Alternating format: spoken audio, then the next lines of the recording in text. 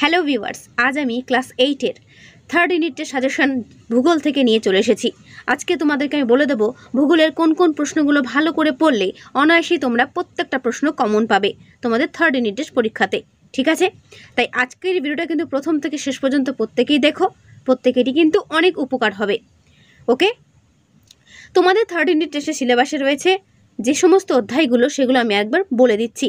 প্রথমে রয়েছে জলবায়ু অঞ্চল, তারপরে রয়েছে মানুষের কার্যাবলী ও পরিবেশের অবনমন, তারপরে রয়েছে ওশিয়ানিয়া।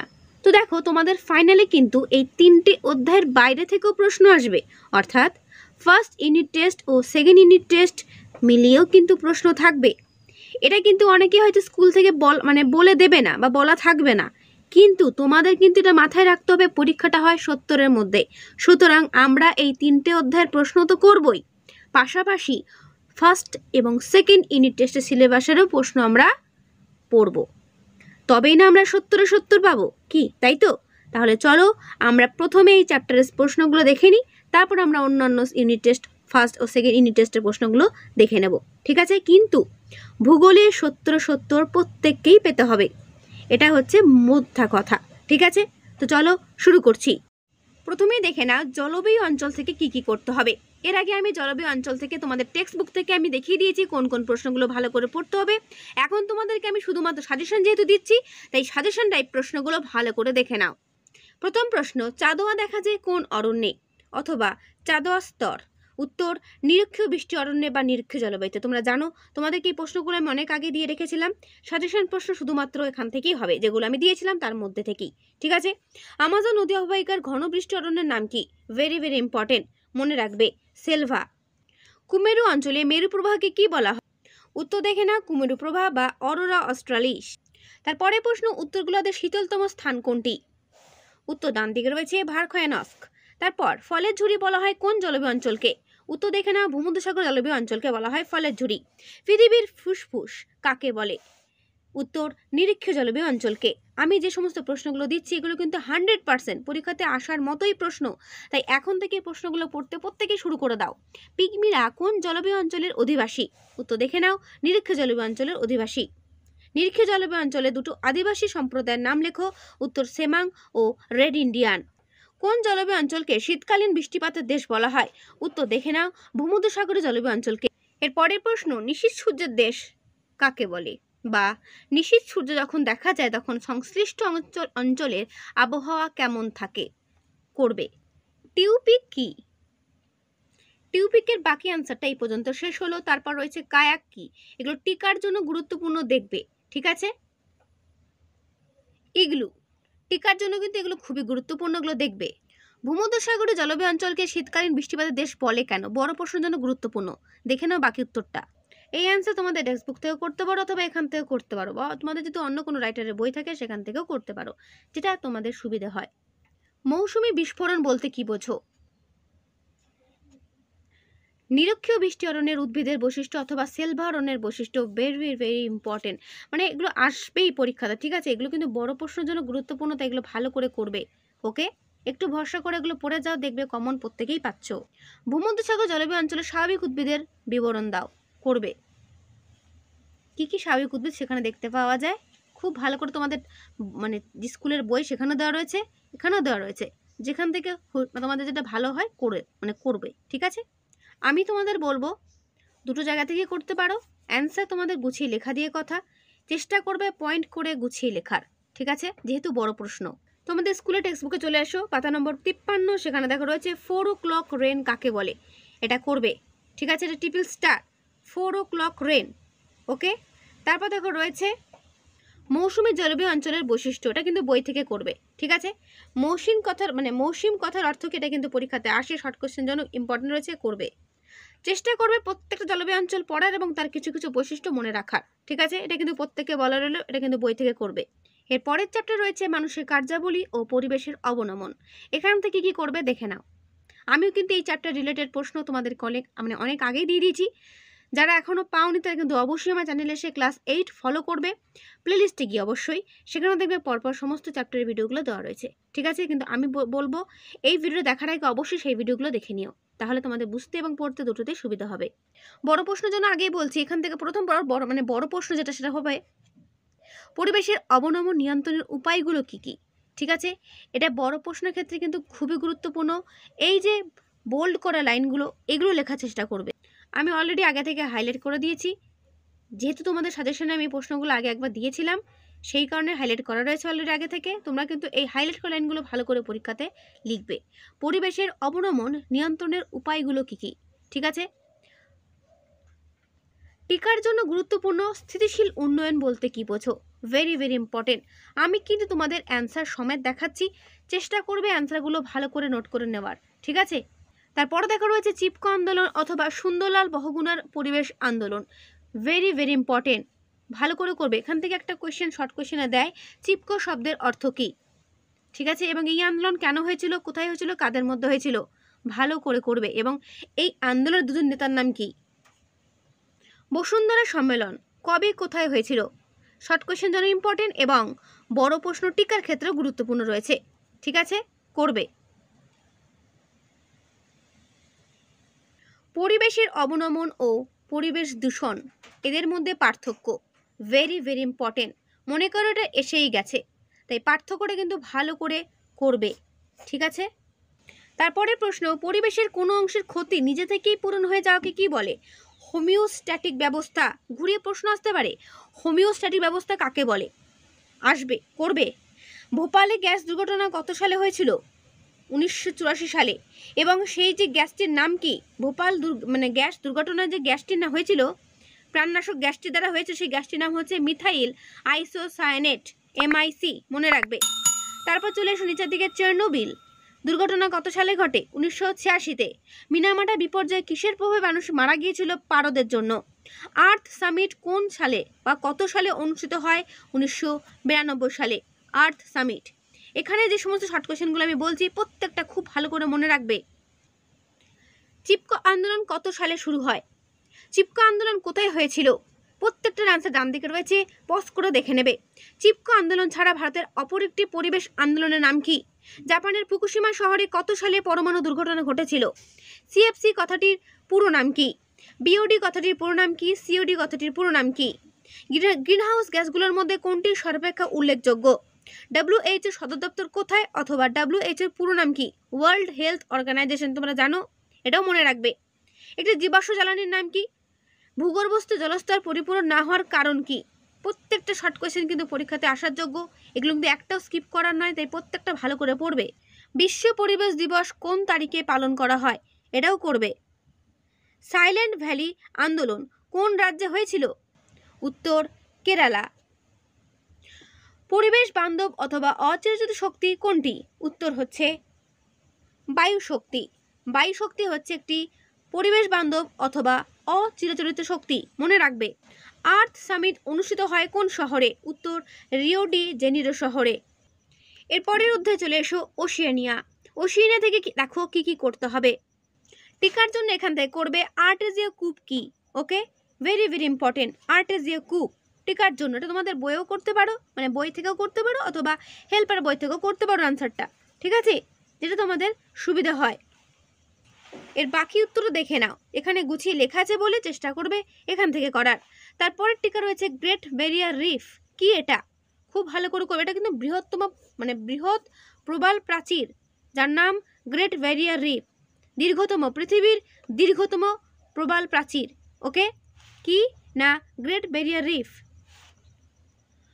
পার্কল্যান্ড সাভানা কি? করবে। এই পর্যন্ত অ্যান্সারটা শেষ হলো। শর্ট কোয়েশ্চেন দেখে নাও কি কি হতে পারে এখান থেকে। নিউজিল্যান্ডের বৃহত্তম হিমবাহ সৃষ্ট হ্রদ কোনটি?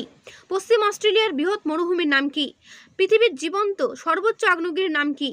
যে কূপে জল পাম্পের সাহায্য ছাড়াই উপরে উঠে আসে তার নাম কি? অস্ট্রেলিয়ার নাতিশীতোষ্ণ তৃণভূমিটির নাম কি? সার্কেল করা প্রত্যেকটা প্রশ্ন ভালো করে করবে। অস্ট্রেলিয়া কোন প্রাণীর জন্য বিখ্যাত? অস্ট্রেলিয়ার কোন কৃষিজ ফসল প্রচুর পরিমাণে অন্যত্র রপ্তানি করা হয়? নিউজিল্যান্ডের উচ্চতম শৃঙ্গের নাম কি? নিউজিল্যান্ডের দীর্ঘতম নদীটির নাম কি? অস্ট্রেলিয়ার একটি পর্বতশ্রেণী ও একটি মরুভূমির নাম লেখো। করবে। পৃথিবীর বৃহত্তম প্রবাল প্রাচীর কোনটি? একটু আগেই বলা হলো, কমেন্টে আমাকে অ্যান্সার করো। পৃথিবীর বৃহত্তম প্রবাল প্রাচীরের নাম কি? এখান থেকে বড় প্রশ্নের জন্য একটাই করবে ভালো করে, ওশিয়ানিয়া মহাদেশের জলবায়ু অঞ্চলের সংক্ষিপ্ত পরিচয়, অর্থাৎ এখানকার জলবায়ু অঞ্চলগুলো কীরকম বা এদের বৈশিষ্ট্য কী। ঠিক আছে, খুব ভালো করে দেওয়া রয়েছে। ভালো করে করবে। আমি আর পড়ছি না ভিডিওটা, অ্যান্সারটা তোমরা কিন্তু অবশ্যই দেখে নেবে অথবা চেষ্টা করো বই থেকেও অ্যান্সারটা করতে পারো, ঠিক আছে, যেটা তোমাদের সুবিধা হয়।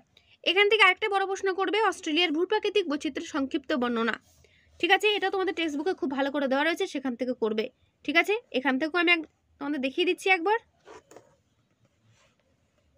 অ্যান্সারটা এতটাই বড় করে দেওয়া রয়েছে যে বইয়ে দেখানো যাচ্ছে না ঠিক মতো, তাও চেষ্টা করছি তোমাদের দেখিয়ে দেওয়ার, ঠিক আছে। যে সমস্ত পয়েন্টগুলো বোল্ড করা আছে সেই সমস্ত পয়েন্ট ধরে ধরে তোমরা লিখবে অ্যান্সার, ওকে।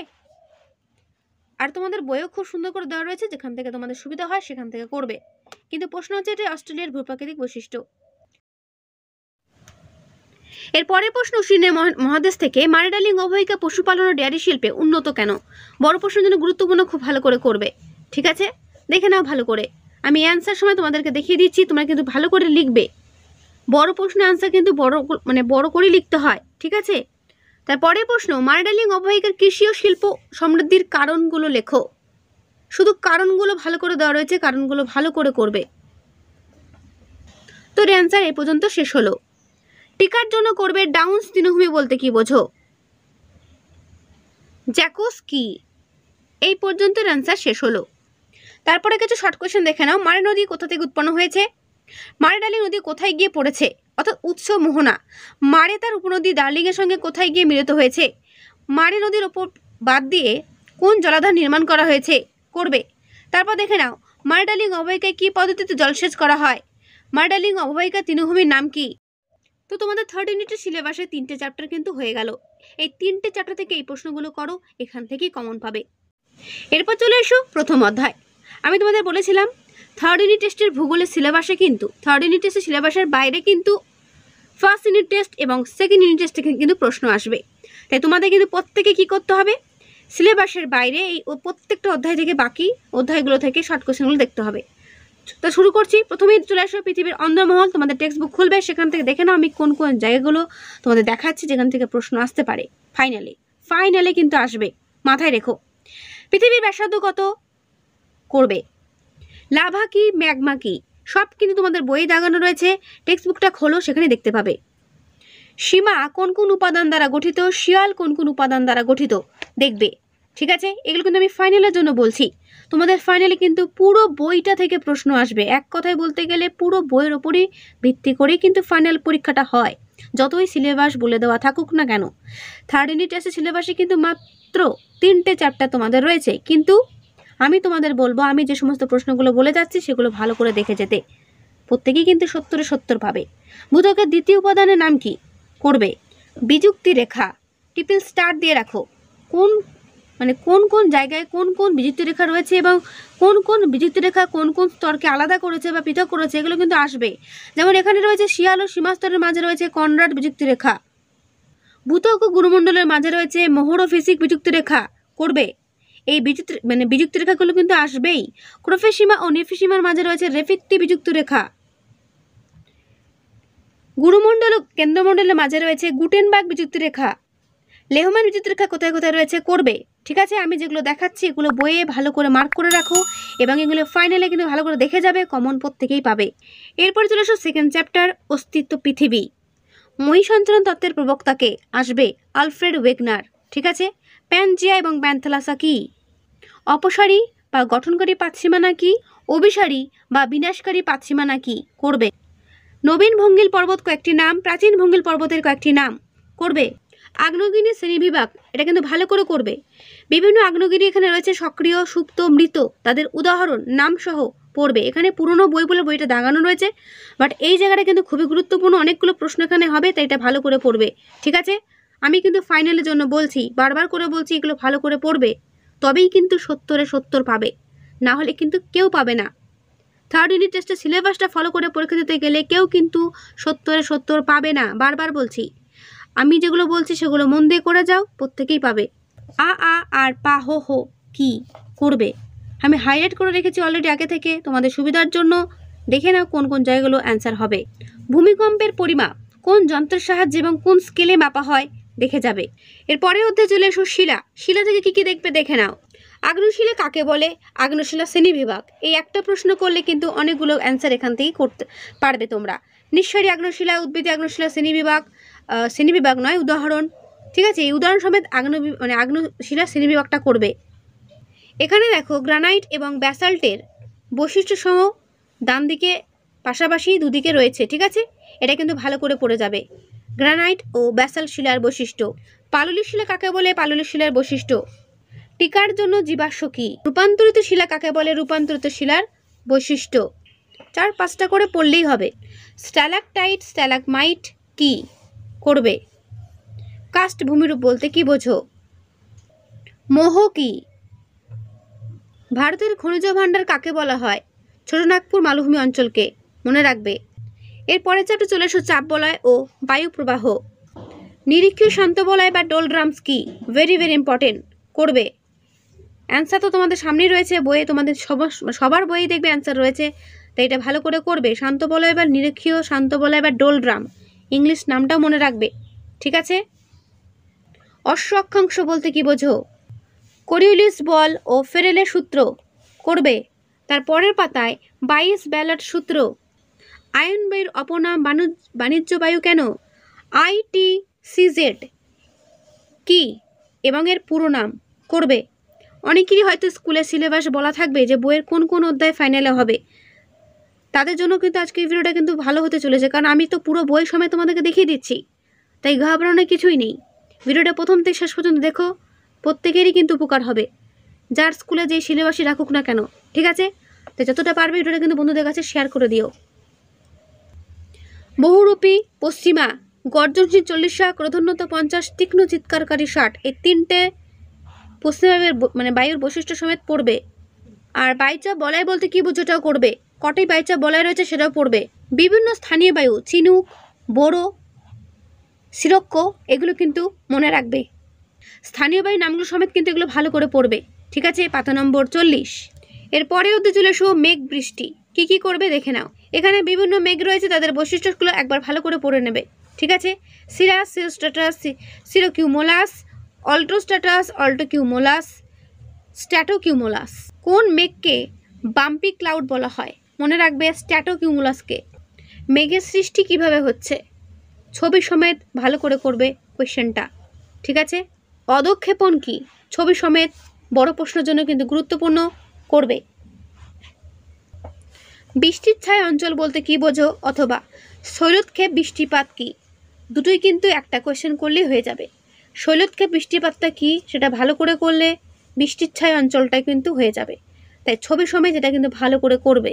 মেঘ বৃষ্টি অধ্যায় যদি কারো পরীক্ষাতে সিলেবাসে থেকে থাকে, বড় প্রশ্নের জন্য কিন্তু খুবই গুরুত্বপূর্ণ এই প্রশ্নটি, ছবি সমেত কিন্তু করবে। ঠিক আছে, বিভিন্ন ঘূর্ণি বৃষ্টির নাম বা ঘূর্ণঝড়ের নাম মনে রাখবে, কোথায় কোন কোন ঘূর্ণঝড় হয়েছিল। গুড়ি গুড়ি বৃষ্টিকে কি বলে? ড্রিজল। জলকণা তুষারকণার আংশিক মিশ্রিত রূপ হলো স্লিট, মনে রাখবে, শর্ট কোয়েশ্চেন জন্য ইম্পর্টেন্ট রয়েছে। শিলাবৃষ্টি কি? তারপরে একদম নিচে চলে এসো, বৃষ্টিপাতের পরিমাণ মাপা হয় কোন যন্ত্রের সাহায্যে? সমবর্ষণ রেখা কি? এর পরের অধ্যায়ে তোমাদের প্রথমেই বলা আছে জলবায়ু অঞ্চল। তারপরের অধ্যায়ে তোমাদের বলা আছে মানুষের কার্যাবলী ও পরিবেশের অবনমন। তারপরের অধ্যায়ে চলে এসো ভারতের প্রতিবেশী দেশসমূহ, তাদের সম্পর্ক। এখান থেকে প্রথমেই করবে সার্কের পুরো নাম কি এবং সার্কের মধ্যে কোন কোন দেশগুলো রয়েছে সেটা করবে। ঠিক আছে, কত সালে সার্ক তৈরি হয় এবং এর সদর দপ্তর কোথায় রয়েছে ভালো করে করবে। তারপরের অধ্যায়ে চলে এসো উত্তর আমেরিকা। উত্তর আমেরিকার ফার্স্ট পেজে যে সমস্ত ছবিগুলো হাইলাইট করা রয়েছে, পৃথিবীর বিখ্যাত গিরিখাত গ্র্যান্ড ক্যানিয়ন, পৃথিবীর বিখ্যাত নায়াগ্রা জলপ্রপাত, পৃথিবীর বৃহত্তম দ্বীপ গ্রিনল্যান্ড, পৃথিবীর বৃহত্তম সুপেয় জলের হ্রদ সুপিরিয়র, এগুলো কিন্তু প্রত্যেকটা ভালো করে করবে এই উত্তর আমেরিকা মহাদেশ থেকে। আমেরিগো ভেসপুচি এই কিন্তু মহাদেশটির নামকরণ করেছিলেন বা আবিষ্কার করেছিলেন। ঠিক আছে, পৃথিবীর ব্যস্ততম বিমানবন্দর আটলান্টা, প্রত্যেকটাই কিন্তু এই উত্তর আমেরিকা মহাদেশে অবস্থিত। এই মহাদেশের প্রধান নদীর নাম, উচ্চতম শৃঙ্গের নাম মনে রাখবে। কর্ডিলেরা বলতে কি বোঝো? সুপিরিয়র। পৃথিবীর মিষ্ট আর কি, পৃথিবীর বৃহত্তম মিষ্টি জলের হ্রদ। ঠিক আছে, সুপিরিয়র, মিশিগান, হুরন, ইরিও, অন্টারিও, এই 5টি হ্রদকে একত্রে পঞ্চহ্রদ বলা হয়। তাহলে পঞ্চহ্রদ কাকে কাকে বলে? ঠিক আছে, করবে। প্রেরি তৃণভূমি অঞ্চল ভালো করে করবে। ঠিক আছে, এটা ভালো করে বড় কোশ্চেনের জন্য বড় প্রশ্নের জন্য করবে এখান থেকে অনেকগুলো অ্যান্সার তোমাদের হয়ে যাবে একটা অ্যান্সার করলেই, ঠিক আছে। আমি আর সেগুলো কেটে কেটে বলছি না, শুধুমাত্র প্রেয়ারি তৃণভূমিটা ভালো করে করতে বলছি। এই একটা ভালো করে পড়ো, এখান থেকে অনেক শর্ট কোয়েশ্চেন তোমাদের অটোমেটিক হয়ে যাবে। এখানে দেখো হাইলাইট করা রয়েছে মাংস শিল্প শিকাগো, ময়দা শিল্প বাফেলো, রাবার শিল্প অ্যাক্রন। ভালো করে করবে। শিকাগো শহরকে পৃথিবীর কসাইখানা বলা হয়, মনে রাখবে। কানাডা কাষ্ঠশিল্পে উন্নত কেন? ফার শিল্প কি? এরপর চলে এসো দক্ষিণ আমেরিকা। দক্ষিণ আমেরিকা থেকেও সেরকম একই ব্যাপার, ফার্স্ট পেজে দেওয়া রয়েছে যেগুলো, সেগুলো ভালো করে পড়বে, ঠিক আছে। আমি এক ঝলক তোমাদেরকে দেখিয়ে দিচ্ছি। তোমাদের এর আগে আমি এই ভিডিও তোমাদের করে দেখিয়েছি, সেখানে বলেওছি যে কোন কোন জিনিসগুলো এখান থেকে করলে কমন পাবে, সেগুলো তো জোর দিয়ে পড়বেই। আরেকবার তোমাদের আমি দেখিয়ে দিচ্ছি। পৃথিবীর চতুর্থ বৃহত্তম মহাদেশ হচ্ছে এই দক্ষিণ আমেরিকা, ঠিক আছে। দক্ষিণ আমেরিকা মহাদেশের প্রধান নদী আমাজন, উচ্চতম পর্বতশৃঙ্গ হচ্ছে অ্যাকনকাগুয়া, মনে রাখবে। পানামা খাল মহাদেশটি কিন্তু উত্তর আমেরিকা মহাদেশ থেকে আলাদা করে রেখেছে, পানামা খাল। আর উত্তর আমেরিকা মহাদেশ এবং দক্ষিণ আমেরিকা মহাদেশ দুটোই কিন্তু ভালো করে পড়বে। টিটিকাকা হ্রদ পৃথিবীর উচ্চতম হ্রদ, মনে রাখবে। এখানকার দুটো সক্রিয় আগ্নেয়গিরির নাম মাউন্ট চিম্বোরাজো, কটোপ্যাক্সি। আমাজন নদী, ওরিনাকো নদী, এই নদী দুটোর বৈশিষ্ট্য, উৎস, মোহনা উপনদী, বিশেষ বৈশিষ্ট্য সবটাই করবে। তারপর দেখো রয়েছে পারানা, প্যারাগুয়ে, উরুগুয়ে, এই তিনটি নদীর মিলিত প্রবাহকে বলা হয় লা প্লাটা নদী, ঠিক আছে, করবে। লা প্লাটা নদী মোহনা অঞ্চলের রিউডি লা প্লাটা নামে পরিচিত, এটাও কিন্তু প্রশ্নতে আসে। আমাজন পৃথিবীর বৃহত্তম নদী কেন? আর আমাজনের নদীর মোহনায় কেন বদ্বীপ সৃষ্টি হয়নি, করবে। দক্ষিণ আমেরিকা মহাদেশ জলবায়ু ও স্বাভাবিক উদ্ভিদের সম্পর্ক, এই চারটা ভালো করে পড়বে। এখানে উদ্ভিদ ও জলবায়ু পাশাপাশি রেখে তাদের বৈশিষ্ট্য সমেত খুব সুন্দর করে দেওয়া রয়েছে, ভালো করে করবে, ঠিক আছে। চিরহরিৎ বৃক্ষের বনভূমি সেলভা, ভেরি ভেরি ইম্পর্টেন্ট, খুব ভালো করে করবে এই সেলভা, ঠিক আছে। পম্পাস অঞ্চলের বৈশিষ্ট্যটাও করবে, গুরুত্বপূর্ণ রয়েছে। পম্পাস অঞ্চলের পশুচারণ ভূমিকে বলা হয় এস্টেনশিয়া, মনে রাখবে। তারপর তো রয়েছে 11তম অধ্যায় ওশেনিয়া, যেটা তোমাদের প্রথমেই আমি দিয়ে দিয়েছি।